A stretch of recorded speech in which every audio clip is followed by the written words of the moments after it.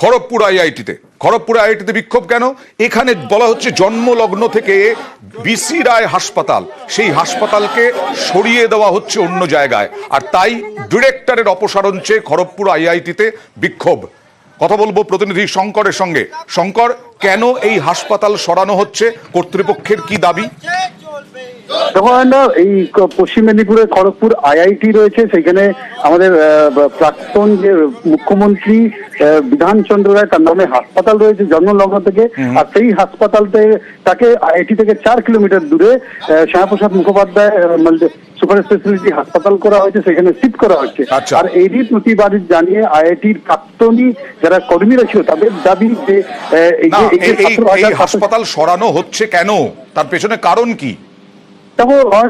এই যে হাসপাতাল, তার আগে তো যত ছোট বিল্ডিং ছিল সেটা একটা বড় লার্জ স্কেলের বিল্ডিং এ চলে যাবে, এবং এই যে চিকিৎসার পরিমাণ আরো বাড়বে বলে দাবি করছে আইআইটির ডিরেক্টর বা আইআইটি কর্তৃপক্ষ।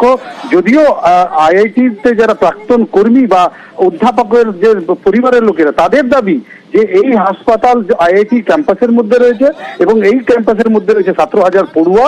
এই ক্ষেত্রে যে কোনো সময় যদি কোনো দুর্ঘটনা ঘটে যেতে পারে তাহলে তারা সামান্য তাড়াতাড়ি চিকিৎসা পেতে পারে, সেইখান থেকে তাদেরকে যেতে হবে 4 কিলোমিটার দূরে। অর্থাৎ এরই প্রতিবাদ জানিয়ে তারা বিক্ষোভ দেখাচ্ছেন।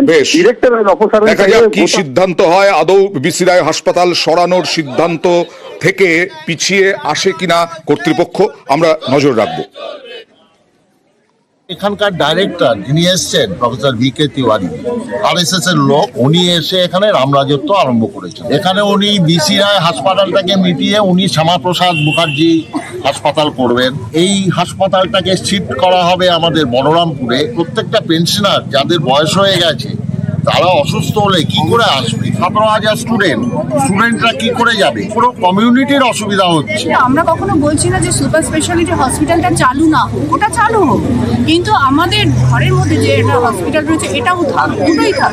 আমাদের বড় কিছু হলে আমরা সেই সমস্যার সমাধান করতে কলকাতা হসপিটালে ছুটে যাই, সেটাকে অফ করে ওটা চালু করে দিই। কিন্তু আমাদের তার মানে যেটাতে আমরা সবসময় যাচ্ছি ভেতরে, এটাকে অন্ততপক্ষে ওটা যেটা যেরকম আছে সেটাও থাক।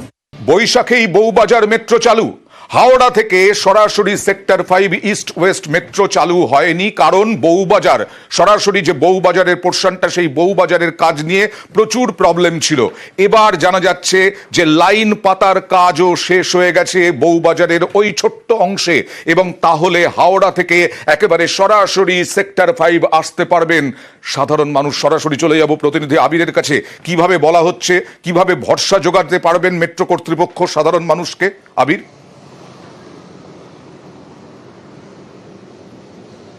প্রথমত যে 2019 সালের মাঝামাঝি সময় বউবাজারের বিপর্যয় ঘটে এবং সেই বিপর্যয়ের পরিমাণ এবং তার পরিণাম এমন গিয়ে দাঁড়ায় যে এই প্রকল্পের ভবিষ্যৎ নিয়ে প্রশ্নচিহ্নের সম্মুখীন হতে হয় মেট্রো কর্তৃপক্ষকে, রেলকে।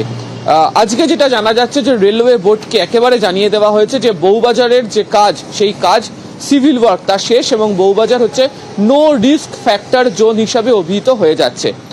তুমি জানো যে আমরা গত কয়েকদিন ধরে বারবার ধরে বলছিলাম যে ধাপে ধাপে সুড়ঙ্গকে স্ট্রেনথেন করার কাজ চলছে। সেখানে হচ্ছে যে কংক্রিটের ওপরে সেখানে স্টিলের যে ব্যারিয়ার সেটা দেওয়ার কাজ হচ্ছিল, তার কাজ শেষ। যে ইস্ট বাউন্ড এবং ওয়েস্ট বাউন্ড টানেলের মধ্যে যে ট্র্যাক পাতার যে কাজ, সে কাজও শেষ হয়ে গিয়েছে।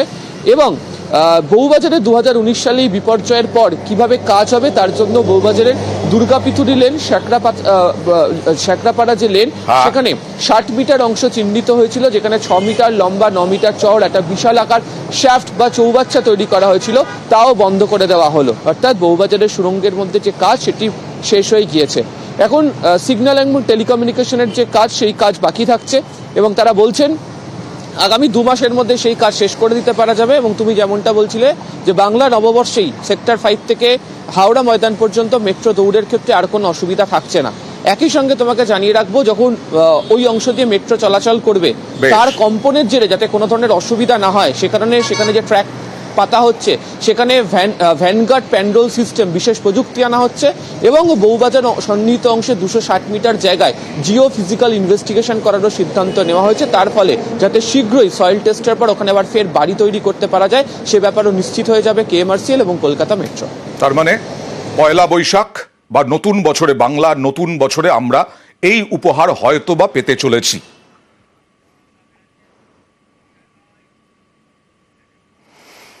এবারে অশোকনগরের একটা নিম্ন বুনিয়াদী স্কুলের চিত্রটা দেখাবো। একসময় এই স্কুল গম গম করতো ছাত্রছাত্রীদের আওয়াজে, পড়াশোনা হতো। এখন মাত্র একজন পড়ুয়া এবং 2 জন শিক্ষক। দেখুন, 5 সাল বরাদ্দ অর্থ 1.5 লক্ষ টাকা, 13 নম্বর ওয়ার্ড। সেই স্কুলের অবস্থা দেখুন, একেবারে ভাঙা চোরা, আগাছায় ভরে গেছে। স্কুলের মাঠের একাংশ দখল করে নিয়েছেন ডেকোরেটররা। মাঠের একাংশে পড়ে রয়েছে বাঁশ। স্কুলের গেটের সামনে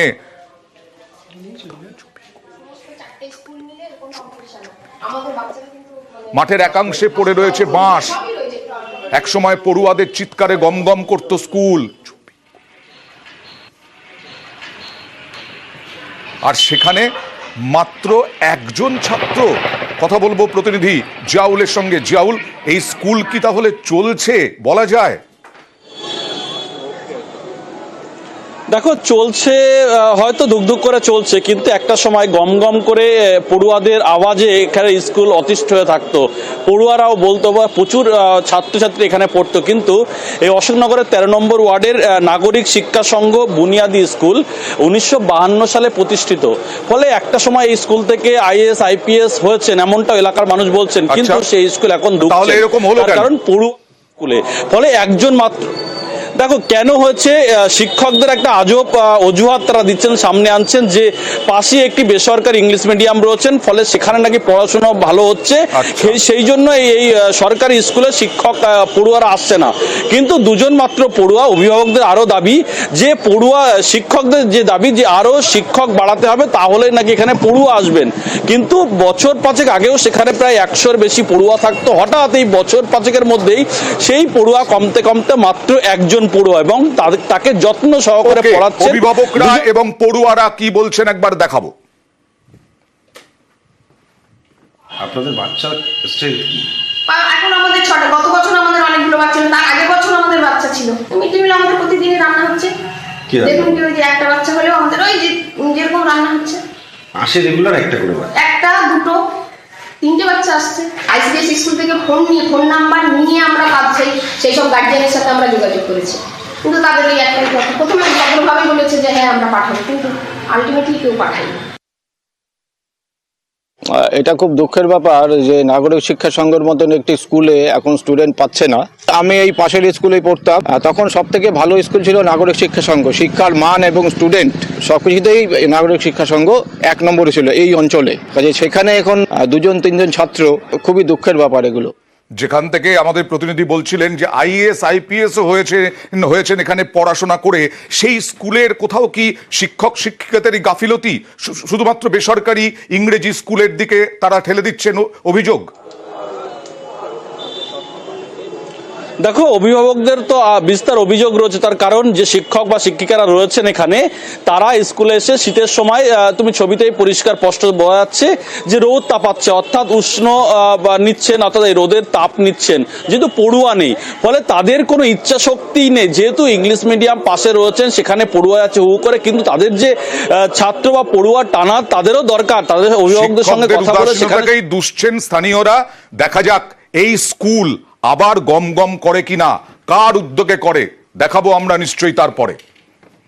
আর অন্যদিকে ঠিক উল্টো চিত্র জলপাইগুড়িতে একটা স্কুলে এত ছাত্রছাত্রী, এত পড়ুয়া হয়ে যাচ্ছে যে সেখানে নতুন ক্যাম্পাসের কথা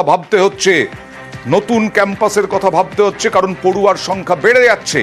জলপাইগুড়ি সদর প্রাথমিক বিদ্যালয়ের 2য় ক্যাম্পাস হিসেবে 2টি প্রাথমিক স্কুলকে চিহ্নিত করেছে শিক্ষা দফতর। সরাসরি চলে যাব শান্তনুর কাছে। শান্তনু, কি হয়েছে এই স্কুলে? কতজন পড়ুয়া ছিল, এখন কতজন পড়ুয়া?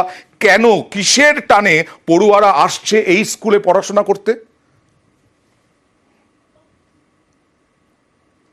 দেখো মূলত শিক্ষক শিক্ষিকারা যেটা বলছেন, তারা পড়াশোনার মান নিয়ে কোনো রকম কম্প্রোমাইজই করেন না। তারা সবসময় চেষ্টা করেন ছাত্রছাত্রীরা ভালো করে পড়াশোনা করুক, সিলেবাসের বাইরেও গিয়েও তাদেরকে যাতে আরো কিছু শেখানো যায় সেই চেষ্টাও তারা করে থাকেন।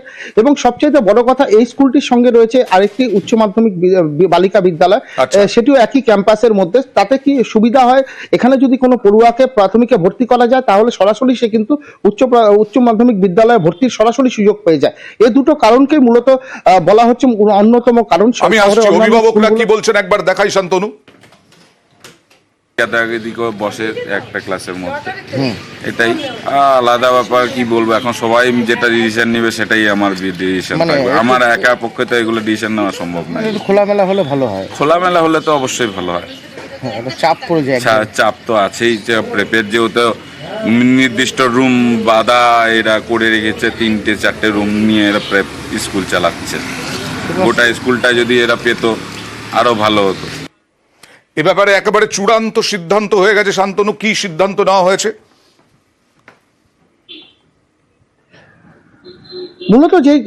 মূলত শিক্ষা দপ্তর থেকে, বিশেষ করে শিক্ষা সংসদ থেকে কিন্তু একটি প্রতিনিধি দল স্কুল সমীক্ষা করার পরে তারা সিদ্ধান্ত নিয়েছেন এখানে ছাত্রীর তুলনায় কিন্তু শিক্ষকদের সংখ্যা অনেকটাই বেশি। পাশেই কিন্তু করলা নদীর পাড়ে আরো দুটি স্কুল প্রাথমিক বিদ্যালয় রয়েছে, যেগুলো দিনের বেলা চলে, অর্থাৎ দুপুরে তাদের ক্লাস সূচি রয়েছেন। সেই স্কুলগুলোতে প্রাথমিকে এই দুটো স্কুলের একটি আলাদা ক্যাম্পাস করার পরিকল্পনা রয়েছে। শিশু মহল বেসিক এবং শিশু মহল প্রাথমিক বিদ্যালয়, এই দুটো স্কুলকেই যারা 500 মিটারের মধ্যে রয়েছে এই স্কুলের, সেখানে কিন্তু প্রাথমিকের একটি সদর বালিকা বিদ্যালয়ের দ্বিতীয় ক্যাম্পাস করার পরিকল্পনা নেওয়া হয়েছে। এবং আগামী যে স্কুল পরিদর্শক কি বলছেন একবার দেখাই।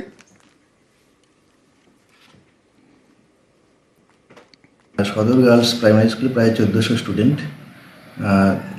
যে ওখানে ভিজিটে গিয়ে দেখা গেল যে 14টা ক্লাসরুম, তাতে অনেক 35 জন টিচার টোটাল। অনেক টিচারই কিন্তু ক্লাস নিতে পারছেন না, কারণ সাফিসিয়েন্ট ক্লাসরুম নেই আর কি। সেই জন্যই দ্বিতীয় ক্যাম্পাসের একটা চিন্তাভাবনা করা হয়েছে আর কি। আগামী শিক্ষাবর্ষ থেকে এটা কার্যকর করার চিন্তাভাবনা রয়েছে। হ্যাঁ, পড়ুয়ার সংখ্যা বাড়ায়, প্রয়োজন আরো ক্লাসরুমের, সেই ক্লাসরুমেরই ব্যবস্থা করা হচ্ছে। আগামী শিক্ষাবর্ষ থেকেই এই স্কুলে এই ক্লাসরুম বাড়ানো হবে। জলপাইগুড়ি সদর প্রাথমিক বিদ্যালয়ের দ্বিতীয় ক্যাম্পাসের ভাবনা।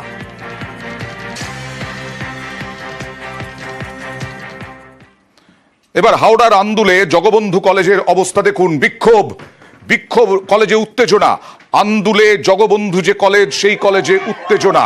জগবন্ধু কলেজে এসএফআই টিএমসিপি বচসা, এসএফআই এর মিছিল ঘিরে উত্তেজনা। দেখুন সেই ছবি।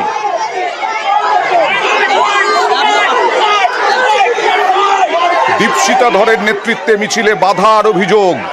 কলেজ গেটে টিএমসিপির বাধা দেওয়ার অভিযোগ। দু দলের সমর্থকদের মধ্যে ধস্তাধস্তি।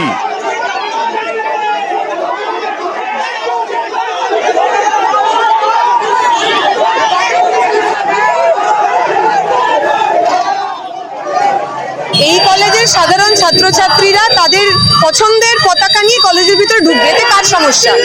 যারা ওখানে বিশৃঙ্খলা সৃষ্টি করলেন, যারা ঢুকতে দিলেন না পুলিশের সহযোগিতায়, তাদের হাতে ওদের নির্দিষ্ট রাজনৈতিক দলেরই পতাকা রয়েছে।